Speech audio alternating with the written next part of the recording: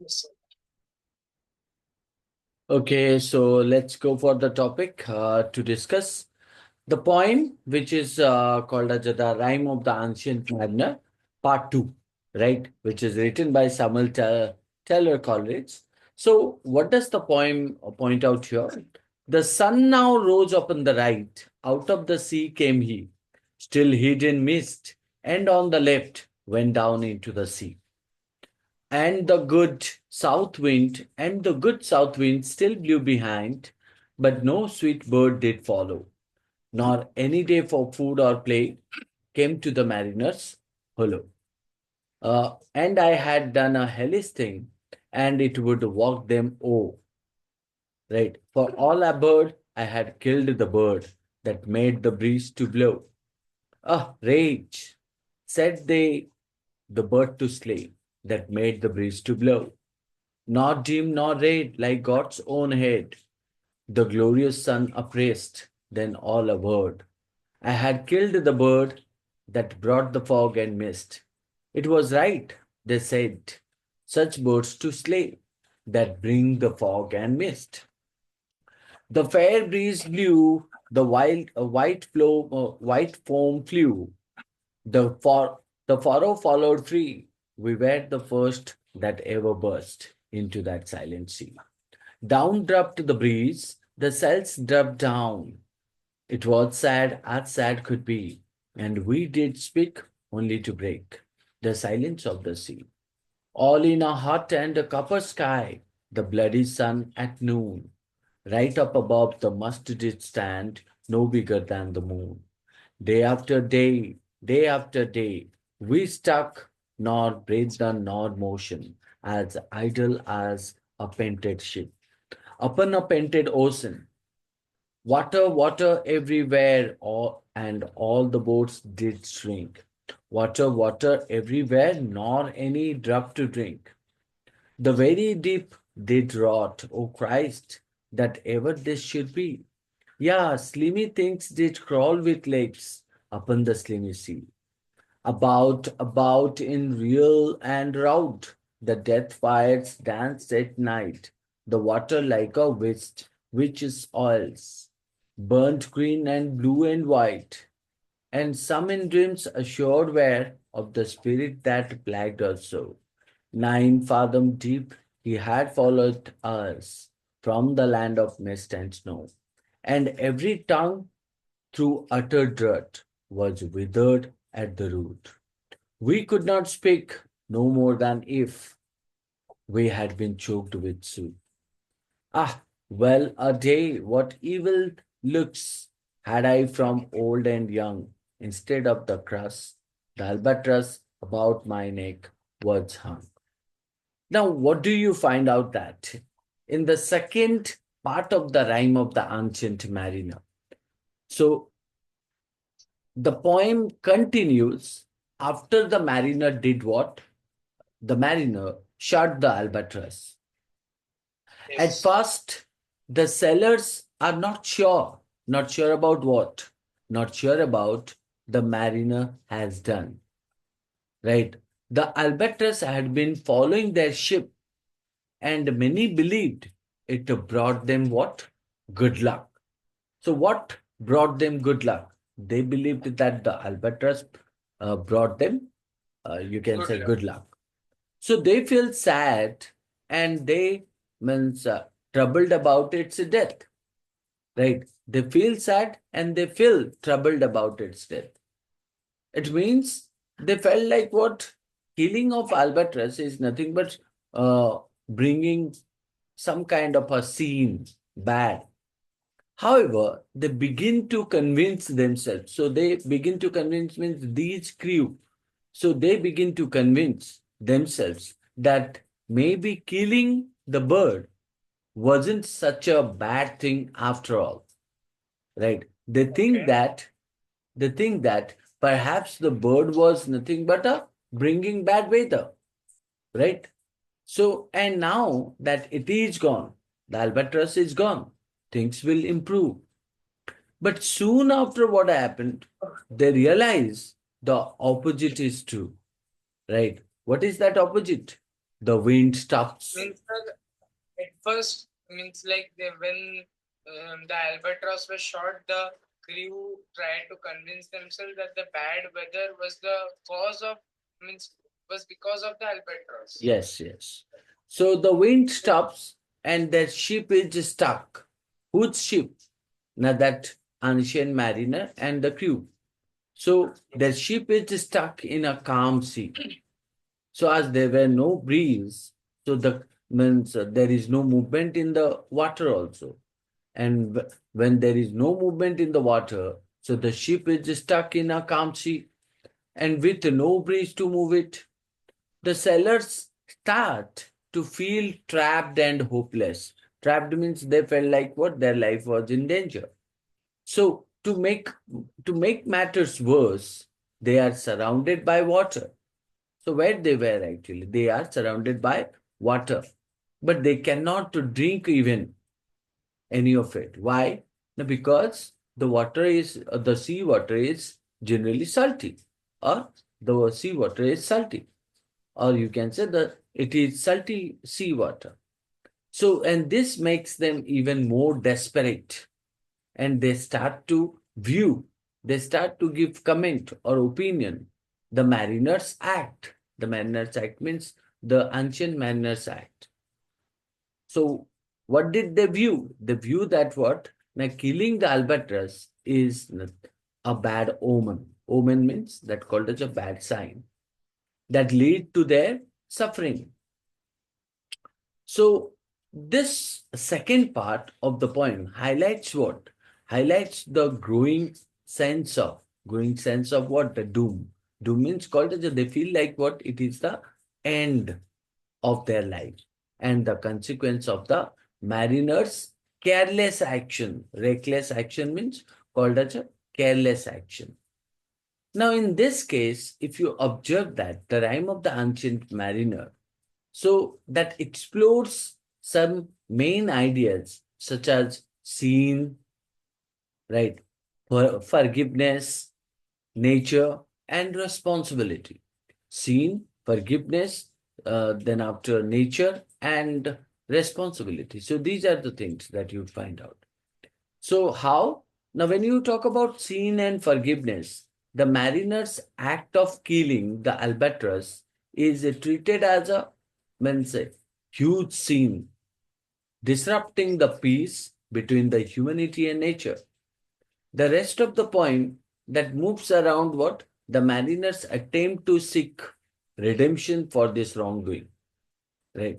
So the theme of forgiveness becomes important here as he realizes, who the a mariner realizes the depth of his sin and spends the rest of his life seeking what? Seeking atonement. Right. Second is called as a nature. So here also you find out nature plays a dominant role, or you can say that important role throughout the poem. Before the mariner kills the albatross, nature is a supportive force, right? So helping the ship that sail, that moves smoothly. The albatross itself is seen as a symbol of what? Good fortune. How and why? Now, because it brings wind, right? Yeah, Frost. which helps the ship to sail. Yeah. So, but once the mariner kills the albatross, so nature turns against the crew as well as the ancient mariner, right? So they face a series of bad or harsh consequences: calm seas, no wind, and a lack of drinkable water. So all symbolizing what? Nature's power. Nature's power to do what? Nature's power to control. Nature's power to punish. Right? So S.T. Coleridge uses vivid or clear nature imagery. Why? Now, why did he use nature imagery here? Now, to reflect both, you can say that the beauty and the anger of the natural world. Then the third one you can draw is called as a responsibility. Now, when I say that responsibility, we can find out the poem also emphasizes the idea. Idea of what? taking responsibility for one's actions. The mariner's choice to kill the albatross brings a suffering not only to himself but also to his fellow sailors as well. And this highlights how one person's action can affect others. The theme of responsibility is further emphasized as the mariner's or mariner is forced to tolerate the consequences of his action. Even he tolerate also. Learning that respect for nature and life is crucial. Now, these theme or these key ideas, these main ideas, intertwine to present what? A moral message. Moral message about the what? About the importance of respecting nature, understanding the consequences of one's action, and seeking forgiveness for sins. Right? So, in this case, the poem, The Ancient Mariner, carries with rich symbolism, right? Symbolism means lots of symbols, and a clear description make this theme main part to the mariner's journey and transformation, isn't it?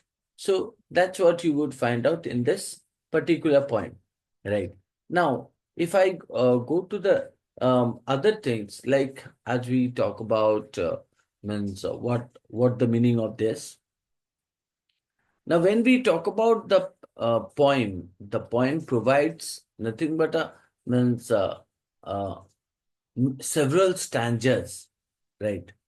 Several stanza from Samuel Taylor Coleridge, the Rime of the Ancient Man. So, if you look into it, the first thing is called as a structure and form. Now we know that this poem is nothing but a ballad poem or ballad stanza. So the meaning of ballad is what? When the poem uses short ballad stanza, so primarily 4 or 6 lines long. So though sometime what happened means uh, sometime it goes to 9 lines. Right. The meter is typically tetrameter. Tetrameter means that called as a 4 feet for odd lines, and trimeter. Trimeter means that called as a 3 feet for even lines. Right. The So rhyme. I want to understand this 3 feet, 4 feet. So trimeter, tri means what? Three, na? Yes, sir. And the tetrameter is what? That called as a 4 feet. Now 4 feet and 3 feet. What are they? Now they are known as the means jewel, or you can say that main part of the poem. Right. Generally we call them poetic device. Yes, sir. Right. So the rhyme scheme vary but are different. You can say that predominantly you can find out that the rhyming scheme of this poem is A B A B or a B A B A B, right? With the occasional deviation like you can say A B double C B or A B double A B, right? So that's Yes, sir. what is nothing but called as a ballad stanza, where we talk about meter, where we talk about um, what do we say that means person sorry what we can say that simile, the metaphor, all such kind of a thing we discuss. So it is a lyrical ballad. So the poem is written in the form of a ballad, right? Ballad means Yes, sir. that called as a story, which is a traditionally a narrative song or chant. Traditional. So ballads actually often tell a dramatic story, and S.T. Coleridge poems follow this tradition. It includes dialogues between whom? Dialogues between, you can say that, characters and the narrators. So simple language, repetition, and the use of old history words, right? So all these things are pointed. So finally, if you talk about that, the poem also a sudden change of action throughout the poem, adding to nothing but a kind of a dramatic nature. Let's see that if you talk about the poem, we find out that the poem contains with many of the literary devices or poetic devices, in which you would find out one is called as a imagery, where we can talk about how S.T. Coleridge employs or engages vivid or clear picture of a clear picture to you can say that what paint paint marital pictures for readers. For example, when you read the poem, you find out the descriptions like nor dim nor red, nor dim nor red, like God's own head, the glorious sun upraised. Right now, this is something called as the first one, right? Which means you can say that the passages come up with. So the poetic device. Second is called as alliteration. When we talk about alliteration, it is known as a repetition of the means a consonant sound. Let's say that the repetition of consonant sound is a common, such as you can say the fair breeze blew, the white rome flew, white foam flew. Now here you would find out the alliteration in this part is known as a water, water everywhere. So water is repeated two times, right? So even you talk about breeze blew, then you find out foam flew. So these are called as example of means poetic device of the poem. Second, and therefore it is known as a alliteration. So you can talk about imagery, you can talk about alliteration. Then third one is called as a repetition. And when we talk about repetition, S.T. Coleridge frequently repeats what? Repeats words and phrases. Why? Not to emphasize emotions, or you can say that emotions are important points, right? So, like in this poem, you would find out one of the line is there which is used that stated, "Water, water everywhere, not a single drop to drink." So, WW, these are nothing but called as a means alliteration. But at the same time, if we find out the complete word is copied and paste, so in that case, we can call it repetition. So like here it is given water, water everywhere, isn't it?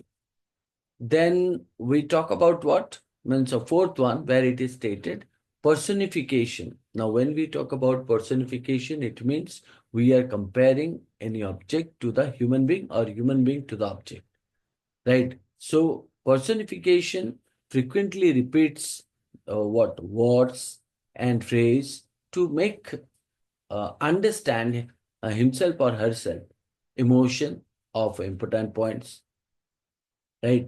So in that case, if you talk about personification, personification is indicated as a what? Inanimate object and forces of nature like the sun, water, and death. So all these things we personified. For instance, you can say the sun is described and the sea is to painted ocean, right? Sun is described as what? Sun is described as having characterness, human characterness. So therefore, we call it a personification. Why? Now, because when you say, right, um, it is stated that objects and forces of nature like the sun, water, and death.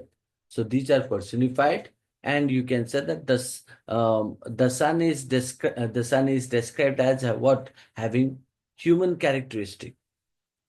So then the next one is called as a simile and metaphor. When we talk about simile and metaphor, so comparisons are made to create deeper meaning, such as the comparison of the sorry. So to create what? Comparisons are made to create deeper meaning, such as the comparison of the sun to what? God's own head, and the sea to a painted ocean, right? So then you would find out another one, which is a six, where it is stated supernatural element. So the poem features uh, supernatural beings and phenomenon such as you can say spirits and death fire and increasing the what mysterious and eerie you can say that eerie atmosphere, isn't it? Okay. So now let's move to the whole poem and understand stanza by stanza. The first Yeah. stanza stated that the weather changes and the sun rises out of the sea. The weather changes and the sun rises out of the sea, hidden by mist. The sun is a personified is what? Now as a rising and setting on different sides of the ship, marketing the passage of your time or marking the passage of time, isn't it?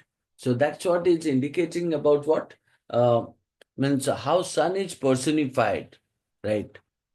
So the second one is called as a means a stanza two, where we can draw that what the wind continues to push up the ship, but the bird, the albatross that once followed the crew and the means what we can say that um, the person who is in it. So you can say the wind continues to push the ship, and but the bird albatross that once followed them is gone, isn't it? Symbolizing what? Symbolizing a loss of innocence, symbolizing nothing but a what? The beginning of guilt, right? Similar to that, if Okay. I go to the stanza 3, so in stanza 3, it is clearly stated the mariner acknowledges or accepts his crime of killing the albatross, Yes. right? The mariner acknowledges what? His crime of what? Killing the albatross, which brings about nothing but a confusion. His shipmates so did what? Condemns him, recognizing the bird's connection to favorable winds. So, this is what you would find out till stanza 3. And when we go to the stanza 4, the sellers change their mind and declare you can say, mariner's action justifiable, showing their fickle nature, not a careless nature.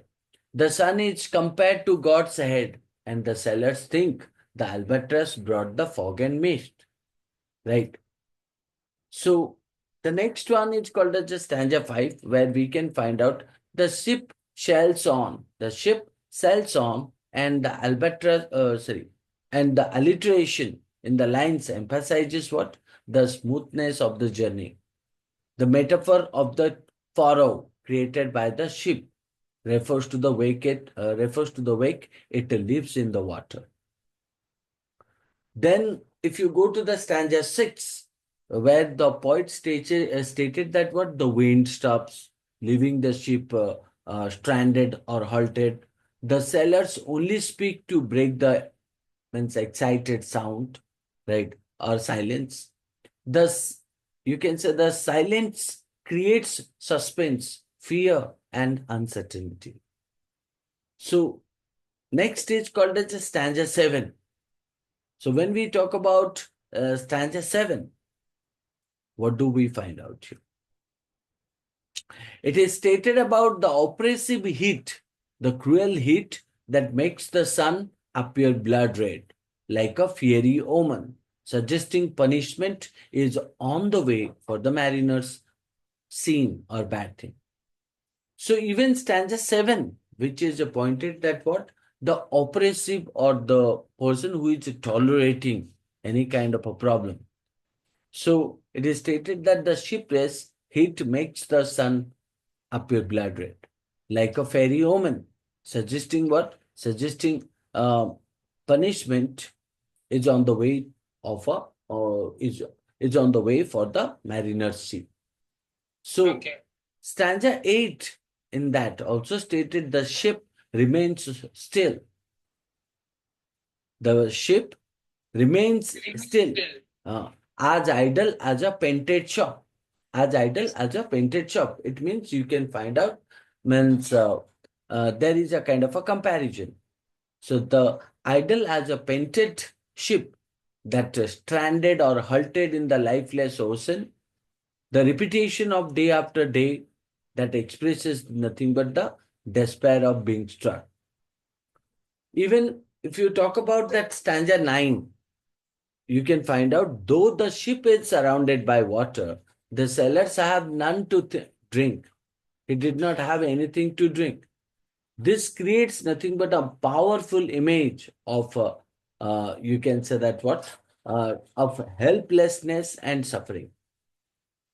Stanza 11, oh sorry, stanza 10, where it is stated, the sea begins a lot, or sorry, the sea begins to rot and slimy creatures crawl upon. So what did he find out? He found out that how the means uh, how the sea begins to rot, right? And how means slimy creatures spurred upon it. The mariner invokes Christ, influence Christ for salvation, showing his agony and guilt.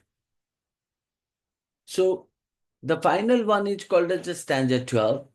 The tellers dream of a what? Spirit that follows their ship, you can say avenging the albatross death. And this spirit has nothing but, you can say this ship has been, you can say that this, um, what did I say? Yeah, the spirit has been with them since they left the land of mist and the land of now. Sorry, snow. Land of the mist and land of snow. Whose So spirit? The albatross birds? spirit. Mm. Okay. So all total, in summary, if we take that what the rhyme of the ancient mariner combines what poetic devices. So what are the poetic devices?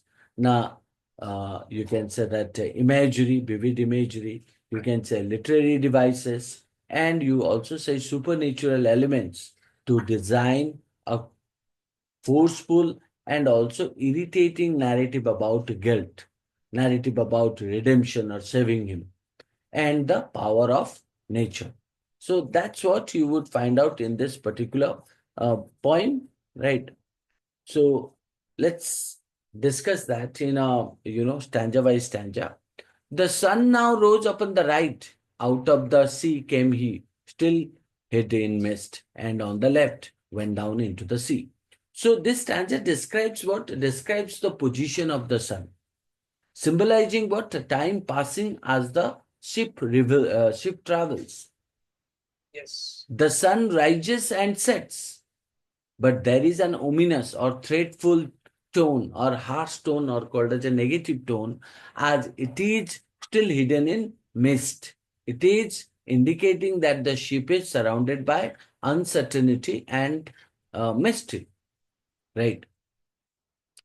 The Okay. next one, stanza 2, where we talk about, and the good south wind still blew behind, but no sweet bird did follow, not any day for food or play, came to the mariner solo. So the poet stated that what? The wind is a favorable, supportive, helping the ship that moves smoothly, but the absence of the sweet bird. So what is that sweet bird? The albatross. And that Yes, is sir. very important. The seller or the sellers notice the change in their fortune as they call out to a bird in useless or vain, and that signal the nothing but a something is wrong. Next is called as a stanza 3, and I had done a hellish thing, and it would work them oh. For all averred, I had killed the bird that made the breeze to blow. Ah, rage, said they, the bird to say, or the bird to slay, that made the breeze to blow. The mariner reflects on his, you can say that crime of killing. So in stanza 3, what do we find out? It is stated, and I had done a hellish thing. It means the mariner reflects on his crime of killing the albatross, Right. Okay. So, and it would work them for, and the crew realizes nothing but the gravity, the seriousness of this crime or act. For all I've heard, I had killed the bird that made the breeze to blow. Rage, said they, the bird to slay that made the breeze to blow. So they believe what? The bird's death will bring bad fortune as they attribute or as they carry the quality uh, of what? The good wind to the bird's presence. Right? So uh, that is what you would find out in a third stanza. In stanza 4, you can find out not dim nor red like God's own head, the glorious sun of rest. Then all a bird, I had killed the bird that brought the fog and mist. It was right, said they, such birds to slay. Slay means kill. That bring the nothing but that bring the fog and mist. So the poet wanted to convey a message here, not dim nor red like God's own head. It means the sun is now shining clearly, and the sailors changed their opinion. The glorious sun appraised. Then all averred I had killed the bird. Averred means called as they changed their opinion, changed their standpoint. And they said what? Now they brought the fog and mist. It was right, said they, such birds to slay that bring the fog and mist. It means so that killing the bird was a good thing because it had brought what? It had brought fog and mist. And this shows their fickle nature, right? I mean, casual nature and the confusion of their beliefs about the supernatural. Sir, sir, sir. Yes. These crew members or the sailors are saying that killing the bird was good because it brought fog and mist. It had brought fog and mist. Okay, means before killing it brought, right? See, what does it say? The sun is now shining clearly, Yes, sir. right? But Okay. previous to that, what happened? Previous to that, Fog you and would mist. find out fog and mist. So if fog and mist was present, it means the ship cannot move ahead because they could not see anything. Could they Yes. see? No. So it means what? Killing the bird was a good thing because the albatross was a scene for them because it had brought fog and mist. And this shows that means one side they say what? One side they say means killing the albatross was the omen, bad omen, and the other side they say that what? It had brought fog and mist, and such kind of bird should be slain. Right.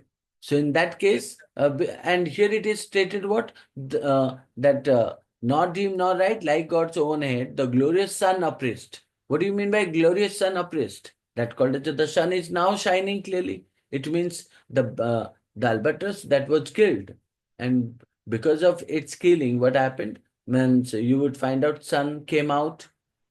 Yes. Fog and mist was also clear.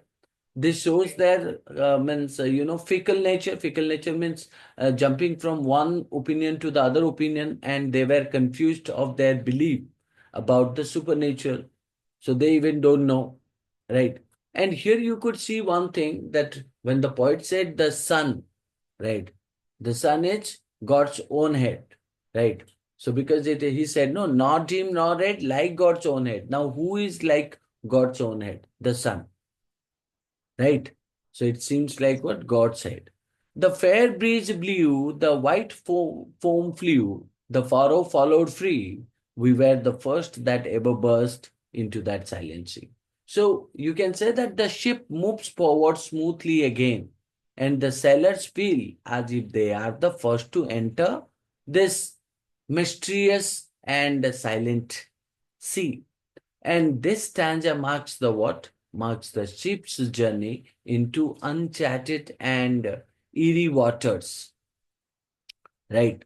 Now, here you would find out the repetition of I, which is used. Right.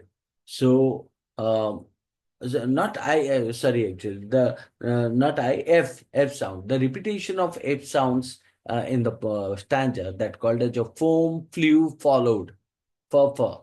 Foam flew followed, furrow followed, right? Now in that case, you would find out this is the repetition, right? So, and the sound F stands here as an alliteration. You also find out imagery because you find out the clear description of the ship's movement and the sea's appearance can be visible, right? Even we also find out assonance. Assonance means the long E sound or vowel sound in breeze, free, and sea. So stanza 6 stated in the part 2 that down dropped the breeze, the cells dropped down. It was sad as sad could be, and we did speak only to break the silence of the sea. So here you would find out down drop to the breeze. It means suddenly the wind stops and the cells drop down. So and the ship becomes what? Ship becomes motionless. So the sailors are left in silence. So the sailors got afraid of it. So creating an oppressive and you can say that eerie atmosphere. So they got frustrated, they got irritated, they had a negative thought about the ancient manner. So their only communication, they only speak that what is to disturb as a natural quiet, right? So he believes that what? He believes that killing to the albatross is nothing but going against the nature, right? Now, here you would find out one of the lineage called as a dropped down. So the meaning of dropped down, right, or the means a poetic device of this phrase dropped down, it's called as alliteration, right? So um, here also you would find out onomatopoeia, right? That makes a mimic the sound of something falling, and here the word dropped is there. Now, stanza 7 said that all in a hot and copper sky, the bloody sun at noon, right up above the mist did stand, no bigger than the moon. So the poet says that the sky turns copper colored and the sun looks small and blood red, creating a sense of what unnatural heat, anger, and tension. So it indicates what it imagery. The imagery paints a picture of a nothing but a hostile environment.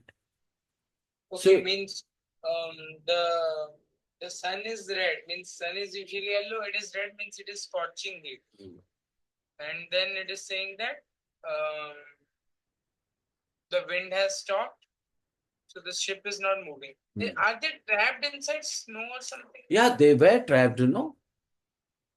So they believed that they were trapped, and they believed they were trapped because of the albatross, right? Okay. So Because after of the albatross. they believed, right? So in stanza 8, it is stated, day after day, we stuck nor breath nor emotion, nor motion. So as idle as a painted ship upon a painted ocean. So the poet said that what the ship remains stuck, right? It did not move in a calm sea. So with no wind to move it, the repetition of a day after day that emphasizes what the passage of time and the sellers growing rejected despair, the ship becomes a static object, right, like painting. So in that case, you would find out painted ship on a painted ocean. So this indicates nothing but some kind of a comparison, right, or some kind of a immobility. So even day after day emphasizes nothing but a monotony and stagnation. Now, let's go to the ninth stanza. Water, water everywhere, and all the boats did shrink. Water everywhere, nor any drop to drink. So the sailors are surrounded by water, yet they are dying of thirst because the sea water is undrinkable or called as a sultry. This So it is given that all the boards to shrink. What does it mean by that? and all the boats did shrink. Water everywhere, and all the boats did shrink. Now understand that their ship is still stuck, right? So it means they could find out outside of the ship water is sprayed everywhere. But inside the ship also what water goes into, isn't it? So therefore it is stated no the means what and all the boats did shrink. All the boats did shrink means the ship is also going to means submerged in the water. Okay. The sailors are surrounded by water, but they are dying of thirst because the sea water is undrinkable. The stanza expresses nothing but a bitter irony and the extremity of their suffering. So here, if you look into it, it presents irony, repetition, alliteration. In irony, the poet points out that despite being surrounded by water, they cannot drink it. That is the irony, because water is present, but you cannot drink, right? So, second is called as a repetition. Water, water everywhere emphasizes their helplessness, right? Repetition is there. Alliteration, the W sound is called as a water and where, right? So that is what. Now the next stanza, stanza 10, which is pointed, the very deep did rot, O Christ, that ever this could be. Yeah, slimy things did crawl with legs upon the slimy sea. So the poet stated that the sea itself appears to be decaying, right, destroying the sea with unnatural and grotesque creatures appearing. So this creates nothing but an atmosphere of what? Corruption and death. The poet stated that when you talk about slimy things influences nothing but a disgusting or and horror. So when you talk about slimy things, it is indicating disgust and horror. So in that case, it would be known as one of the poetic devices. Second is called as alliteration. When we talk about alliteration, repetition of the S sound. Slimy, disgusting or horror things. Disgust. Yeah, imagery. So when you say slimy things means they could find out inside the water, ghost or maybe called as a slimy things they found, right? So it is written no, that ever there should be, yeah, slimy things did crawl with legs. So crawl means what? They move slowly, right? Now this makes us a surety that the ship was going to submerge into the water because water is also present in outside and inside the ship.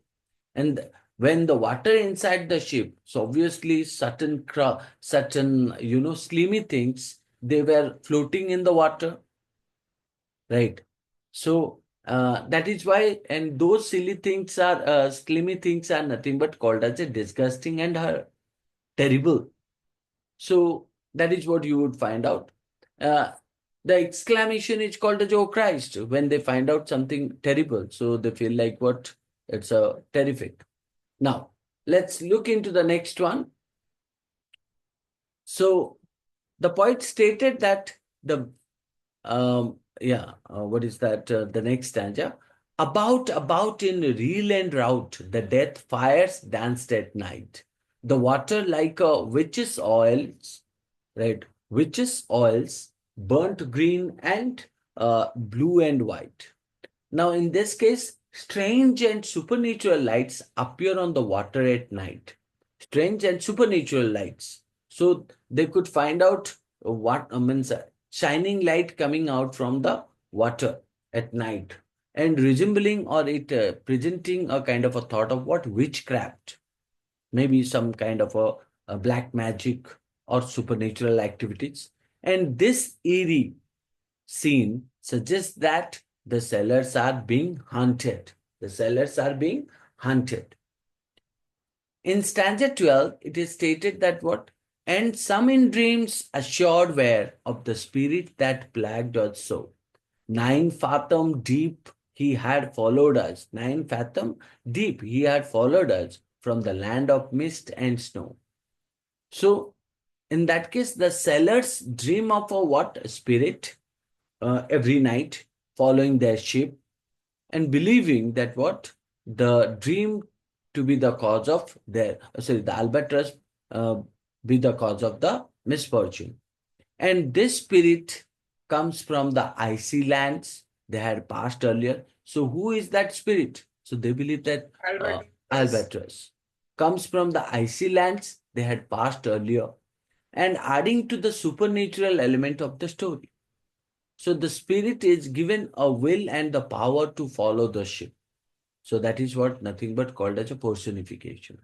Symbolism, when you say the spirit represents nothing but the consequence of the mariner's action. So, what mariner did is nothing but called as a uh, presence of spirit. Now, 13th stanza stated, and every tongue through utter drought was withered at the root. We could not speak, no more than if we had been choked with the soot.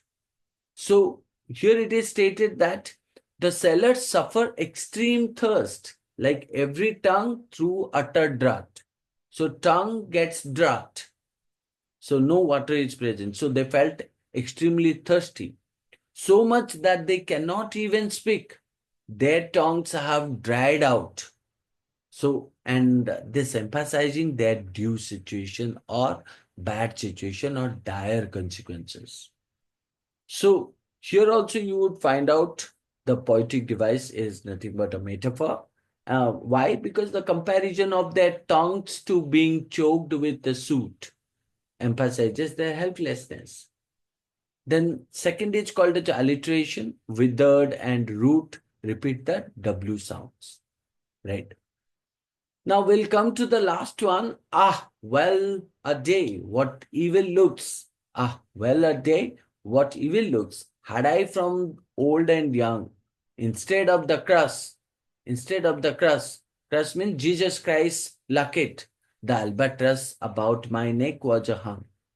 So the mariner, right, is now burdened with guilt. Burdened with guilt means he repented, he realized that he killed the albatross, right? So it's symbolized by the albatross hung around his neck. The mariner is now burdened with the guilt, and that guilt is what? Now symbolized by the albatross that was killed and hung around the mariner's neck. The crew blames him.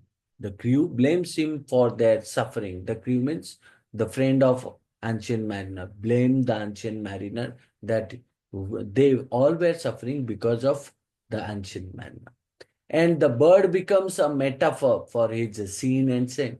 So he killed the bird, and that the bird becomes a metaphor, direct comparison to the bad and insult. So at the end, we can find out the poetic device that also found out here is called as a metaphor, irony, and alliteration. How?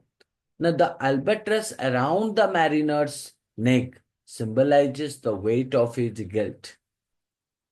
The irony is called as the cross, a symbol of redemption, is replaced by the bird, symbolizing his bad or curse.